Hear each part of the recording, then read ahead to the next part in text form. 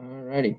All right, so we're here with Joe Freiday, a former Virginia Tech area guy, playing a year or two with the St. Louis Cardinals as a catcher. Went to BR High School and is now coaching with our Giants futures teams over at Glenn Tufts' travel baseball club. So welcome. Hope you're doing well in this quarantine. Thanks for having me on, dude. Give me something to do. Of course. Productive. Yeah, of course. So if you want to just kind of give a brief bio of yourself, that'd be great. Just get everybody knowing who you are. If they don't know you already, you're a pretty area guy, so this might be an area centric team kind of group here. So if you want to go ahead and do that, that'd be great. Yeah, maybe. All right. Well, real quick, I guess my name's Joe Freiday Jr., obviously. Virginia Tech for 4 years, great time. Bridgewater Rainham, Gatorade Player of the Year, 2014, to name one of the bigger accolades. And then, yeah, one great summer with the St. Louis Cardinals. But I guess if you want to just start from like as young as I can really remember, we can kind of go back towards Little League, just right before Little League. I was the kid that really was drifting off in the outfield. You know, if you stuck me in right field, I always had a tough time really locking in, paying attention. So who knows what I was really going through mentally at that point. Nothing, not a lot going on up there, obviously. Doing handstands at third, building sandcastles behind home plate, all that good stuff. So safe to say I was having my fun on the diamond at an early age. I got that out of the way real quick. You know, not really the cream of the crop coming up. I liked football better from what I remember, but I wasn't like much of a talent coming up in baseball, honestly. My 10-year-old year, I didn't even make the A All-Star team. They were starting to do A and B teams at that point, and I made the B team All-Star team, and that was a pretty tough moment for me. And I just kind of remember after the practice, you know, once I got the news that I was going to be on the B team, I was sitting there with my mom and was like, I really hate the way this feels. You know what I mean? So that was that kind of spurred my first real motivation for baseball itself and trying to get better at it. After that, I kind of went through Little League normally, you know, just a very, very average career.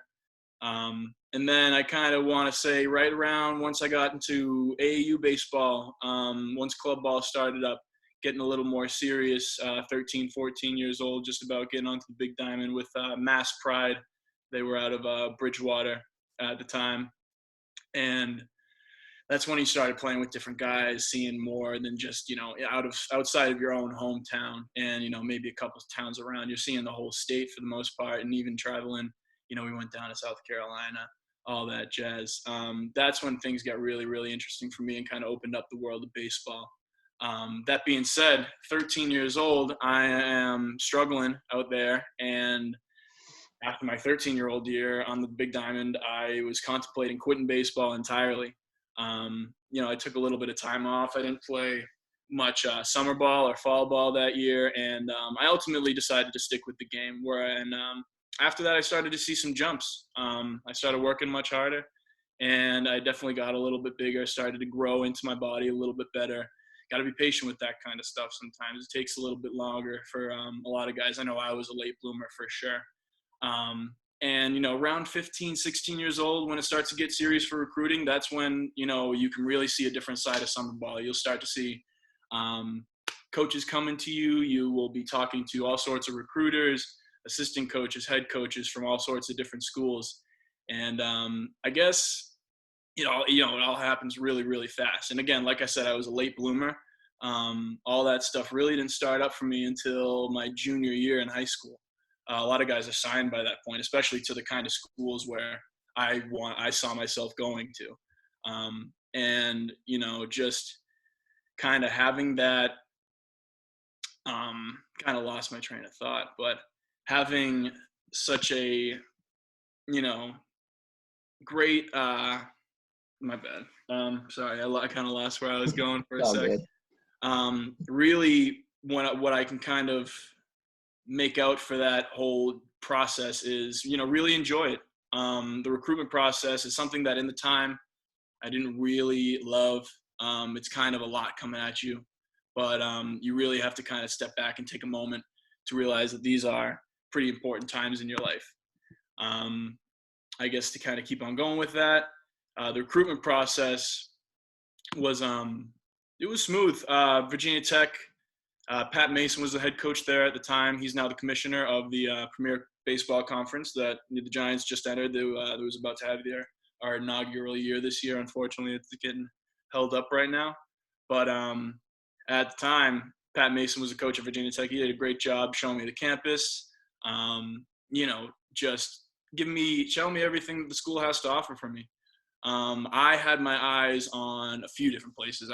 I got a quick look from University of Virginia, Coastal Carolina. I really wanted to go south. That was a big selling point in my mind. I wanted to go south for the baseball, warmer baseball. You're always told that when you're younger, that's where the real ball players are. And you kind of notice that when you go down there for the first time when you're, in your teens and you're playing AAU ball, you really start to see this is where the baseball is at. So that kind of was influencing my mind a ton.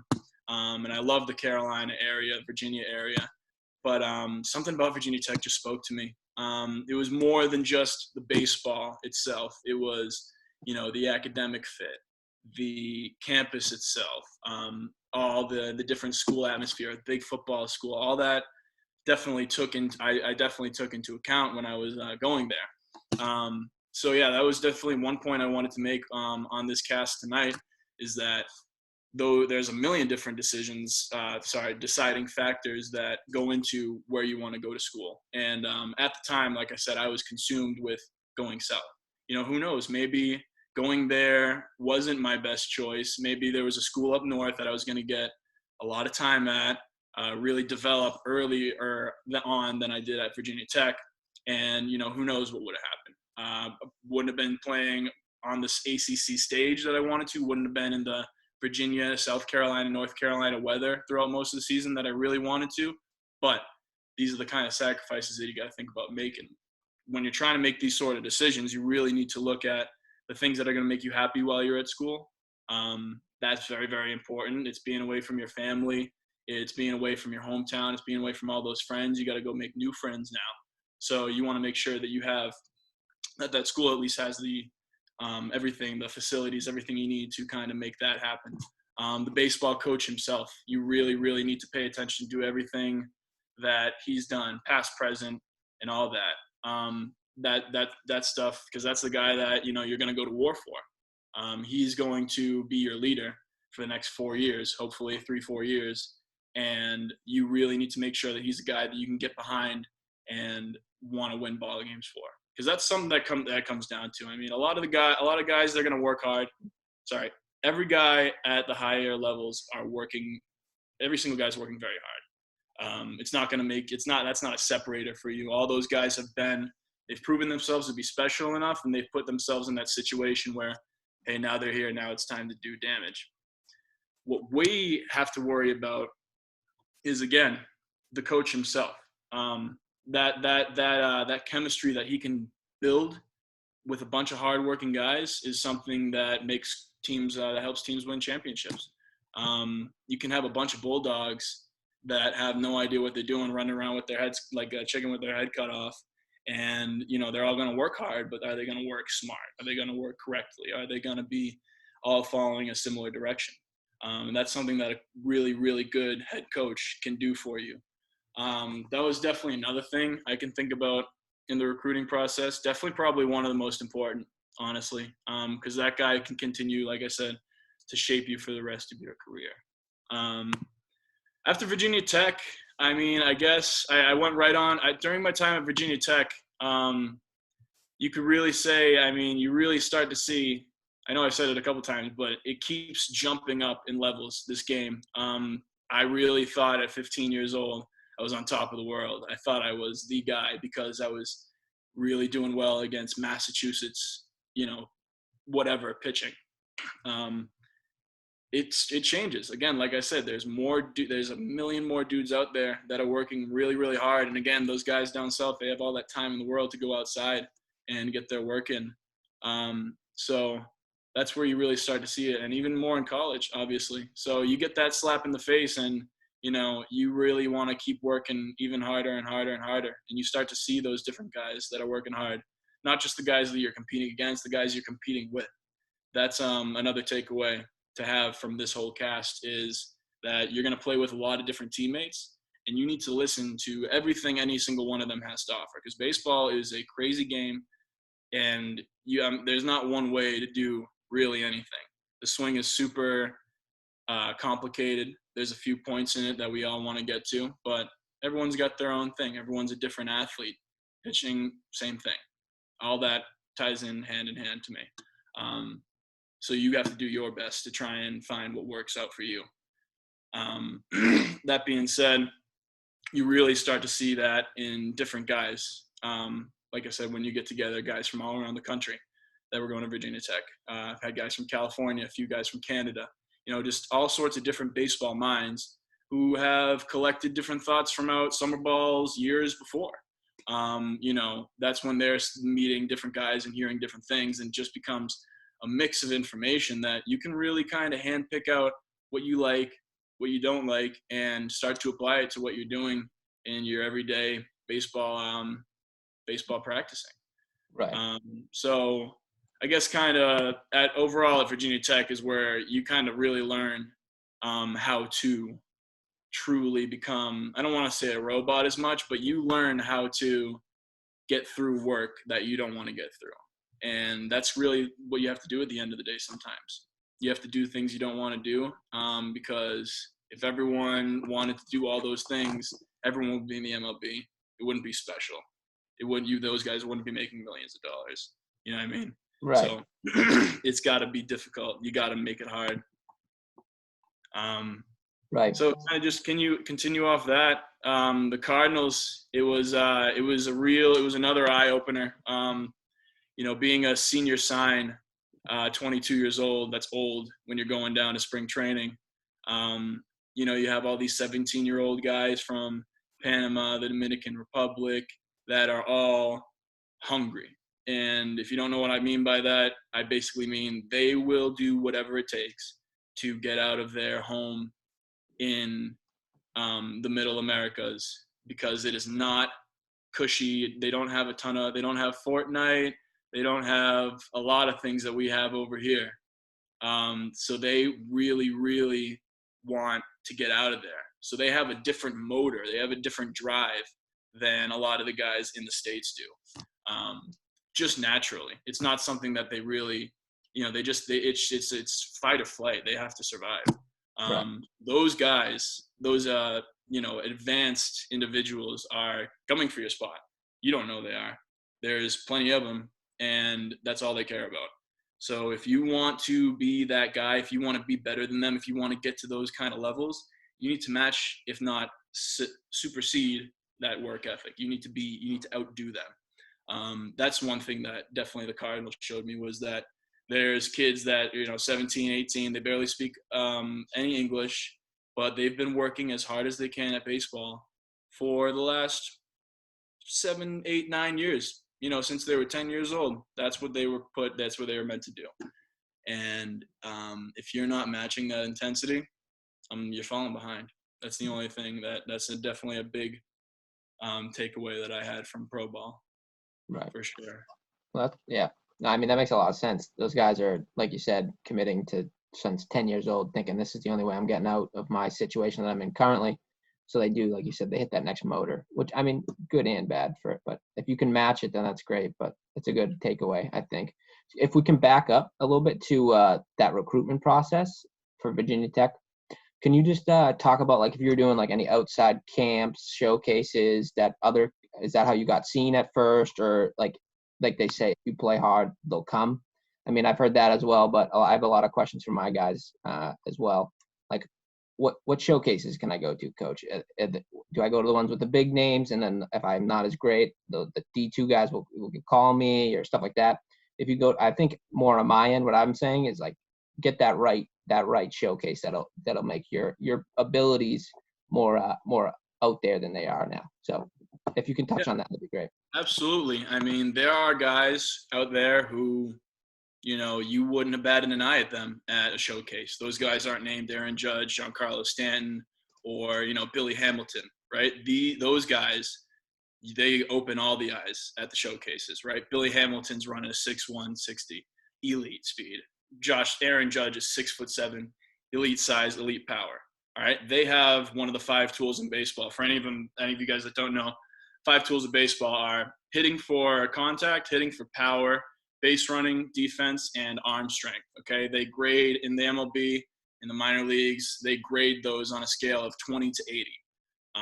Weird. I don't understand it exactly, but from 20 is the low end, 80 is super major league Hall of Fame elite tools. If you know that you have one of these tools and you stand out amongst your peers at your age, go to the big showcases, get those numbers out there, because it's the easiest way to get those numbers out to the colleges. Perfect game showcases cost a pretty penny. I went to my first one when I was 16 years old. It was kind of just starting to get big, a little bit before that for sure. And I mean, now these corporations are huge. There's, Perfect Game, there's RBI, there's Baseball America. There's a million different places where you can get ranked, where you can get your metrics, your numbers for your speed, your arm strength, and your power all online. Those are unbelievable resources. Again, if you have those tools. If you're a guy who is maybe on the smaller side, maybe not the quickest guy out there, don't have the best arm, believe me, I've met a million of these guys, little guys that do not look impressive. Just nothing stands out about them, and they find a way to be some of the better ball players I've ever played with. But if you put them in a showcase, they're not going to do much. They'll spray the ball to the gaps. They're going to hit their cutoff man if they're an outfielder. They're going to get the job done. One of the best baseball players I played was just like this, but nothing flashy. So, you 3 years in a row, you dominate the ACC. That's one of the best baseball conferences in America. And then you go on to not even get a bid from any MLB team, really. Is exactly what happened to one kid I know. But he did everything right. He did everything perfectly. And he was the most effective player on our team for years and years. But nothing special. Again, so these showcases, if you're going to play games, I recommend going to them no matter what, for the most part. There's a lot of reputations out there that have, there's a lot of good reputations out there. I am actually not completely in the loop with the whole entire system right now, so I couldn't really point out any bad ones specifically. But again, if they're going to play baseball games there and they're going to have videos and it's going to be online, I'd say it's just about worth it usually. At least one of those to kind of get that out there. Moving on to kind of college camps, those are pretty interesting because I have worked closely with some people that are in charge of running these college camps, and for the most part, a lot of kids are wasting their money. There's no other way to say it. I've heard it straight up from multiple sources that it is in fact just a waste of money. A way you can make that not a waste of money is if you're in touch with the coach before, for a fact that you're getting a reply from them. You've made it very, very clear that you are interested in attending their school. Your GPA matches up with their school. That's another very important one. Definitely one of the first tickets, one of the first boxes that most coaches check. If they can't get into the school, then they're useless to them. So the GPA. And just overall, honestly, you really got to make sure it's a place you want to go to. There's not, if you go to a Boston college camp and you're in touch with them before and you're in touch with them after, maybe it could end up being worth it for you. But sincerely, a lot of the times it is just a way for them to kind of make some more money. So if you don't have that constant contact with them and you're not extremely serious about attending that school, a lot of the times it's not going to be entirely worth it, in my opinion. Right. Yeah, that's fair to say. I agree. More lean towards the showcases as well. I mean, they're more open, more coaches there, not entirely just concentrating in that one college, which is good too. So you're kind of seen by more at one time. So we can move on to your current baseball activities. I mean, I coach with the Giants as well, so we see each other all the time in the facility stuff. But if you want to touch on more of like I know you're in like charge of like the catching part, power hitting, and you're also the 12U coach, and stuff like that. I know that you're becoming more of a household name over there now in the past couple of years. So if you want to touch on that and just kind of what you're doing over there, it'd be great. Yeah, so like you said, 12-year-old head coach. I was in charge. I was the assistant of the 11-year-old team last year. So I moved on up with these guys, and now I'm the head coach over there. Got a lot of good practices in before this whole Corona storm hit. And yeah, doing catching lessons over there. Trying to take care of most of my guys. I know you have a couple times asked me to come work with your catchers, and I'm so happy to do that. I know it's a area of expertise that I can bring to the organization. I know it's kind of a niche, a special sort of market.